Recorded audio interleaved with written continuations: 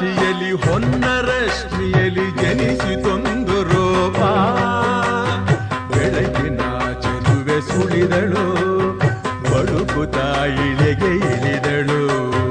ಉಷಯ ರಂಗಿನಲ್ಲಿ ತೃಷಯ ನೋಟದಲ್ಲಿ ಕವಿಯ ಬಳಿಗೆ ಬಂದು ಪ್ರೇಮದ ನಯನ ತೆರೆದಳು, ಕಾವ್ಯದ ಒಳಗೆ ಕುಳಿತಳು. ಕಲಕಲಗೊಂಡವು ತ್ರಿಪದಿ ಪದಗಳು, ಪರವಶಗೊಂಡವು ಸಕಲ ರಸಗಳು.